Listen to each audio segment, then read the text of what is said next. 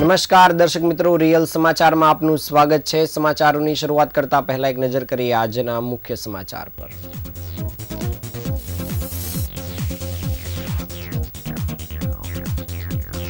સ્વચ્છ વાયુ સર્વેક્ષણ 2025માં સુરત ત્રીજા ક્રમે ધકેલાયું।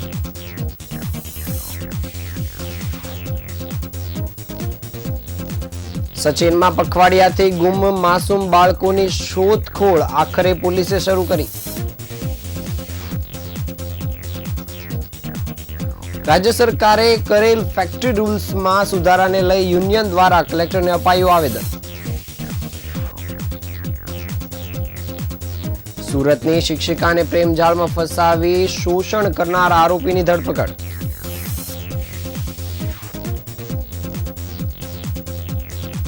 ઉમરા વિસ્તારમાં 2 વર્ષીય બાળકનું ટાંકીમાં પડી જવાથી મોત।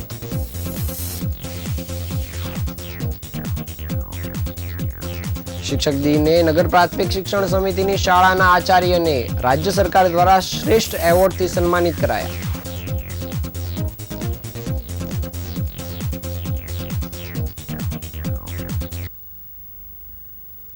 સમાચાર વિગતે જોઈએ। ભારત સરકારના પર્યાવરણ, વન અને આબોહવા પરિવર્તન મંત્રાલય દ્વારા આજે જાહેર કરાયેલા સ્વચ્છતા વાયુ સર્વેક્ષણ 2025ના પરિણામોમાં સુરત શહેર દેશના ટોચના 3 શહેરોમાં સ્થાન મેળવ્યું છે। આ સિદ્ધિ બદલ શહેરના મેયર દક્ષેશભાઈ માવાણી અને કમિશનર શાલિનીબેન અગ્રવાલે દિલ્હીમાં પર્યાવરણ મંત્રી ભૂપેન્દ્ર યાદવના હસ્તે એવોર્ડ અને 25 લાખનો ચેક સ્વીકાર્યો હતો। કેટેગરીમાં ગુજરાતમાં એકમાત્ર ટોપ 10માં સુરત સામેલ થયું છે। જો કે ગત વર્ષે સુરત પ્રથમ ક્રમે રહ્યું હતું, આ વર્ષે ત્રીજા ક્રમે ધકેલાયું છે। આ સિદ્ધિ સાથે કેટલાક ચર્ચાઓ અને તંત્ર માટે ચિંતાઓ પણ ઊભી થઈ છે। સુરત માટે સ્વચ્છ વાયુ સર્વેક્ષણમાં સ્થાન મેળવવું એ કોઈ નવી વાત નથી। ગત વર્ષે એટલે કે 2024માં સુરત 194 ગુણ સાથે દેશમાં પ્રથમ ક્રમે રહ્યું હતું, પરંતુ આ વર્ષે ત્રીજા ક્રમે આવતા જ સવાલો ઊભા થયા છે કે શું સુરતની હવાની ગુણવત્તા બગડી ગઈ છે કે અહીં મૂલ્યાંકન પ્રક્રિયામાં કોઈ પરિવર્તન આવ્યું છે। સર્વેક્ષણમાં શહેરોનું મૂલ્યાંકન, ઘન કચરાનું વ્યવસ્થાપન, રોડ ડસ્ટ, બાંધકામ, ડિમોલેશન, કચરામાંથી ઉત્પન્ન થતી ધૂળ, વાહનો અને ઔદ્યોગિક ઉત્સર્જન જેવા વિવિધ માપદંડોના આધારે થતું હોય છે। જો કે આ વર્ષે સર્વેક્ષણમાં 300 જેટલા દેશના શહેરોને સામેલ કર્યા હતા, જ્યારે પહેલા શહેરોની સંખ્યા અને ક્રાઇટેરિયા લિમિટેડ હોવાના કારણે સુરતને પ્રથમ ક્રમ મળ્યો હતો। આ વર્ષે સુરત ત્રીજા ક્રમે ધકેલાયું છે અને દિલ્હી ખાતે યોજાયેલા કાર્યક્રમમાં દક્ષેશભાઈ માવાણી અને કમિશનર શાલિનીબેન અગ્રવાલે પર્યાવરણ મંત્રીના હસ્તે એવોર્ડ સ્વીકાર્યો છે।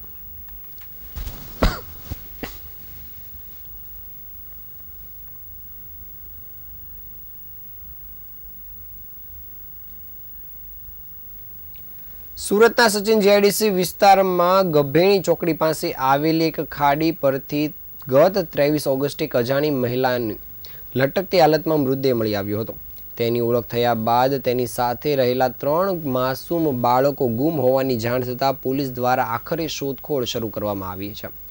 છેલ્લા 17 દિવસથી 3 બાળકોની કોઈ ભાળ મળી નથી, જ્યારે પોલીસ દ્વારા સીસીટીવીની તપાસ કરવામાં આવતા 22 ઓગસ્ટના રોજ આ મહિલા પોતાના 3 બાળકો સાથે કેમેરામાં કેદ થઈ છે, જ્યારે 23 ઓગસ્ટે જ આ મહિલા લટકતી હાલતમાં મળી આવી હતી, જેથી ખાડી વિસ્તારના આસપાસના ડ્રોન ઉડાવી પણ તપાસ શરૂ કરવામાં આવી છે। હાલ તો આ મહિલાએ ત્રણેય બાળકોને ખાડીમાં ફેંકી દીધા બાદ આ પગલું ભર્યો હોવાને લઈને દિશામાં તપાસ શરૂ કરવામાં આવી છે। સીસીટીવી પ્રમાણે આપઘાત કરનારી મહિલા જેનુનિશા 22 ઓગસ્ટના રોજ સચિન જીઆઈડીસી વિસ્તારમાં આવેલ ગભેણી ચોકડી પાસેથી પસાર થતી હોવાનું દેખાઈ રહ્યું છે। તેની સાથે તેના 3 બાળક, પુત્રી આયશા, પુત્ર તોહિરાલમ અને 1.5 વર્ષનો પુત્ર સરફરાઝ પણ હતો। નાના પુત્ર સરફરાઝને માતાએ તેડેલો હતો અને દીકરી અને દીકરો બંને સાથે ચાલતા હતા। ત્યારબાદ 23 ઓગસ્ટના રોજ ગભેણી ચોકડી પાસે ખાડીના પાઇપ સાથે તેની લટકેલી હાલતમાં મળી આવી હતી। મૃતક મહિલાની ઓળખ જેનુનિશા તરીકે થઈ હતી, જે પશ્ચિમ બંગાળની રહેવાસી છે અને તેના પતિનું નામ મહેબૂબ આલમ છે, જે બિહારના કિશનગંજ જિલ્લાનો વતની છે અને હાલ પલસાણામાં બાંધકામ સાઇટ પર સેન્ટરિંગનું કામ કરે છે। સચિન પોલીસ પાસેથી મળતી વિગત મુજબ જેનુનિશા અને મહેબૂબે પ્રેમલગ્ન કર્યા હતા અને મહત્વની વાત એ છે કે મહેબૂબ મૃતક જેનુનિશાના મામાનો દીકરો થાય છે. આશરે 1 મહિના પહેલા આ દંપતી વચ્ચે કોઈ કારણોસર ઝઘડો થયો હતો અને ઝઘડા બાદ જેનુનિશા તેના 3 બાળકો સાથે ઘર છોડીને નીકળી ગઈ હતી. આ 3 બાળકો ક્યાં છે તેની જાણ ઘટનાને 17 દિવસ વીતી ગયા છતાં પણ પોલીસે કોઈ નક્કર કાર્યવાહી કરી નથી. આટલા દિવસો સુધી શા માટે ડ્રોનનો ઉપયોગ કરવામાં આવ્યો ન હતો અને 17 દિવસ પછી શું ડ્રોન થકી બાળકોની શોધખોળ શક્ય બનશે કે જ્યારે બાળકો ગુમ થયા ત્યારે તેમના પિતાએ તાત્કાલિક પોલીસને જાણ કરી હતી, પરંતુ ત્યારે પણ પોલીસે હદ વિવાદનો મુદ્દો ઉઠાવી જવાબદારીમાંથી હાથ ખંખેરવાનો પ્રયાસ કર્યો હતો, જ્યારે આખરે ઊંઘમાંથી ઉઠી હોય તે રીતના પોલીસ દ્વારા કાર્યવાહી શરૂ કરાઈ છે.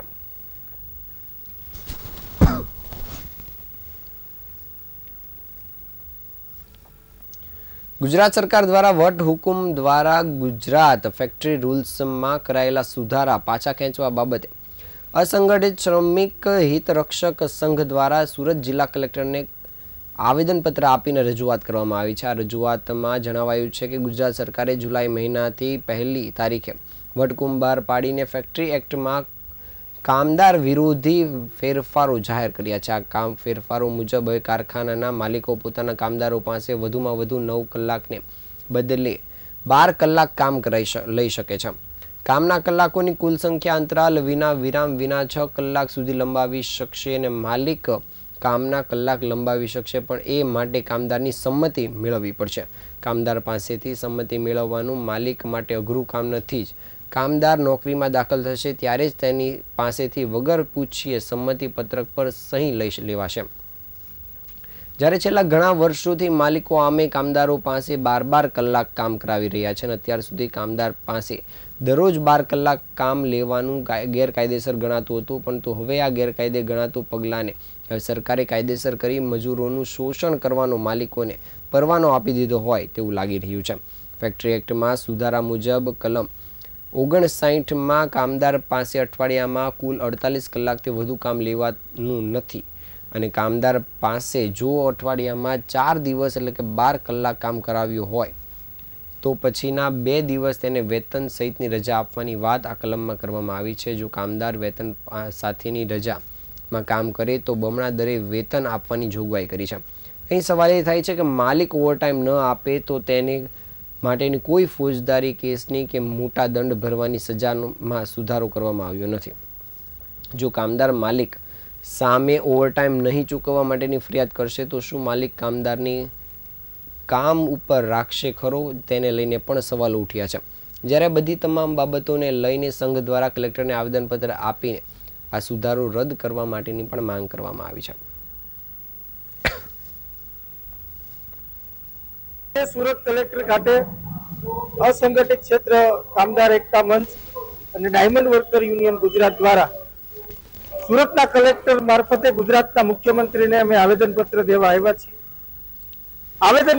આવેદનપત્ર દેવાનો જે મુખ્ય ઉદ્દેશ છે કે ગુજરાત સરકાર દ્વારા જે વટહુકમ બહાર પાડ્યો છે ફેક્ટરી એમેન્ડમેન્ટ 2025 જેની અંદર 2 કરોડથી વધારે કામદારોના માનવ અધિકારનું હનન થાય છે. 8 કલાકની જે પાળી હતી એને 12 કલાકનો સમય કરી દેવામાં આવ્યો છે. મહિલાઓને DHમાં પછી એટલે કે રાત્રિના સમયે પણ રાજપાણીમાં કામ કરી શકે એ બાબતેનો એ વટહુકમની અંદર ઉલ્લેખ છે. ગુજરાતની અંદર લેબર કાયદાનું ચુસ્તપણે પાલન તો થતું નથી, તો આવા જે વટહુકમ બહાર પાડે છે એને તાત્કાલિક રદ કરવામાં આવે, કારણ કે 2 કરોડ કામદારના માનવ અધિકારનું હનન થાય છે. ગુજરાત સરકાર દ્વારા જે ઉદ્યોગપતિઓને લાભ થાય અને ઉદ્યોગપતિઓની તિજોરી માલથી ભરાઈ જાય એ બાબતેના વટહુકમને પાછો લેવામાં આવે, નહીતર આવનારા સમયની અંદર સમગ્ર ગુજરાતમાં ટ્રેડ યુનિયનોને ભેગા કરી અને આ કાયદાકીય લડત લડવાના છીએ અને જમીની લડત પણ લડવાના છીએ. માટે ગુજરાત સરકારને અમે કહેવા માંગીએ છીએ કે 2 કરોડ કામદારના માનવ અધિકારનું હનન થતા વટહુકમને જલ્દીમાં જલ્દી પાછો લેવામાં આવે, નહીતર આવનારા સમયની અંદર આ ટ્રેડ યુનિયનો દ્વારા કામદારોને સાથે રાખી વિરોધ પ્રદર્શન કરવામાં આવશે. સુરત શહેરમાં એક ચોંકાવનારી ઘટના સામે આવી છે, જેમાં એક સરકારી શિક્ષિકાને બીમાર પતિની સારવારના બહાને પ્રેમ જાળમાં ફસાવીને તેમનું શારીરિક અને આર્થિક શોષણ કરવામાં આવ્યું હોવાનો કિસ્સો સામે આવ્યો છે. આરોપીએ શિક્ષિકાનો અંગત પળોનો વિડીયો પણ ઉતારીને તેને બ્લેકમેલ કરી આખરે તે વિડીયો વાયરલ કરીને શિક્ષિકાને બદનામ કરી હતી અને આ મામલે ડિંડોલી પોલીસ સ્ટેશનમાં ફરિયાદ નોંધાઈ છે અને જેમાં પોલીસે આરોપીની ધરપકડ કરી છે.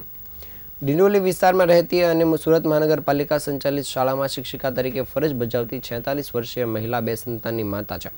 મૂળ મહારાષ્ટ્રના ધુલિયા જિલ્લાની આ મહિલાનો પરિચય તેની શાળામાં અભ્યાસ કરતી 2 સંગી બહેનોના પિતા વિજય અર્જુન આગળે સાથે થયો હતો. શિક્ષિકાના પતિને ટીબીની બીમારી હોવાનું જાણીને જ વિજયે તેમની સાથે સંબંધ વધાર્યો હતો અને તેણે પતિની સારવારમાં મદદ કરવાનું બહાનું આપીને શિક્ષિકાનો મોબાઈલ નંબર મેળવ્યો હતો અને તેની સાથે વાતચીત શરૂ કરી હતી અને ધીમે ધીમે તેમની મિત્રતા પ્રેમ સંબંધમાં પરિણમી હતી.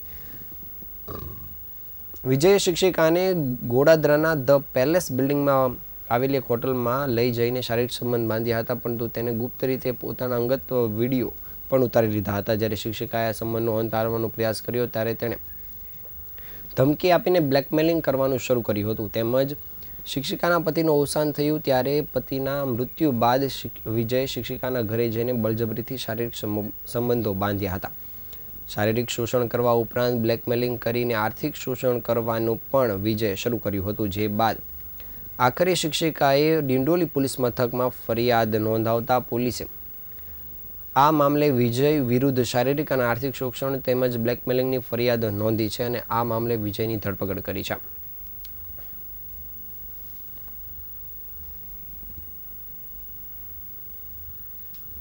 ઉમરા ગામ ઈચ્છાનાથ મહાદેવ મંદિરની બાજુમાં ગાયોના તબેલા પાસે રમતા 2 વર્ષીય બાળક પાણીની ટાંકીમાં પડી જતા ડૂબી જવાના કારણે તેનું મોત નીપજ્યું છે.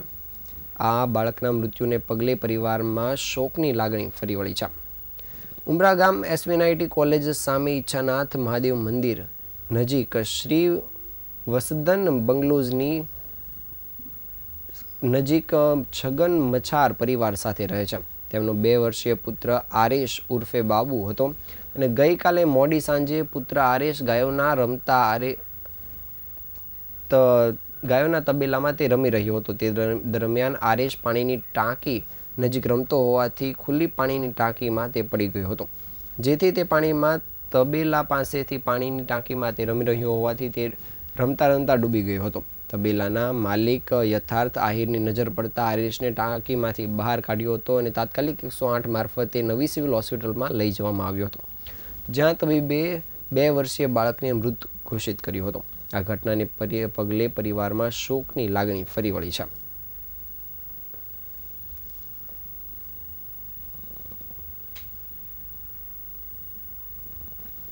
રાષ્ટ્રીય શિક્ષક દિનની ઉજવણી નિમિત્તે 5 સપ્ટેમ્બરના રોજ રાજ્ય સરકાર દ્વારા શિક્ષણ વિભાગ દ્વારા અમદાવાદના ટાગોર હોલ ખાતે આયોજિત શ્રેષ્ઠ શિક્ષક પારિતોષિક વિતરણ સમારોહમાં મુખ્યમંત્રીના અધ્યક્ષ સ્થાને અને શિક્ષણ મંત્રીની પ્રેરક ઉપસ્થિતિમાં દક્ષિણ ગુજરાત ઝોનમાંથી ચેતનભાઈ હિરપરાને શ્રેષ્ઠ મુખ્ય શિક્ષક તરીકેનો એવોર્ડથી સન્માનિત કરવામાં આવ્યા છે.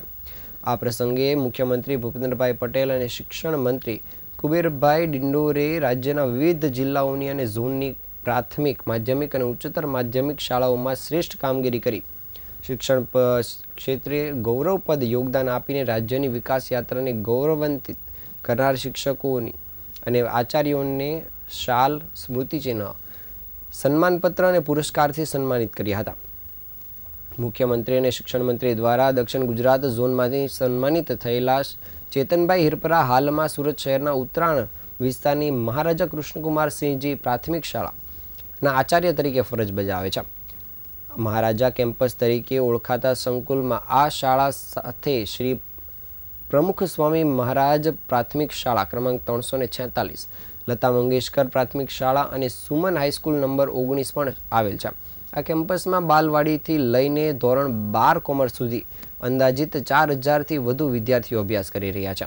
અહીં સમાજ શ્રેષ્ઠીઓ, સરકારી અધિકારીઓ, આચાર્યો, શિક્ષકો, એન્જિનિયર, ડૉક્ટર, વકીલોના સંતાનોની સાથે જ આર્થિક રીતે મધ્યમ તેમજ ખૂબ ઓછી આવક ધરાવતા વાલીઓના સંતાનો પણ અભ્યાસ કરે છે. સામાજિક અસમરસતાનું આનાથી મોટું ઉદાહરણ બીજું કયું હોઈ શકે? તેનું ઉદાહરણ આપનાર આ શાળાના આચાર્યને સરકાર દ્વારા શ્રેષ્ઠ શિક્ષક પારિતોષિક વિતરણ સમારોહમાં સન્માનિત કરવામાં આવ્યા હતા.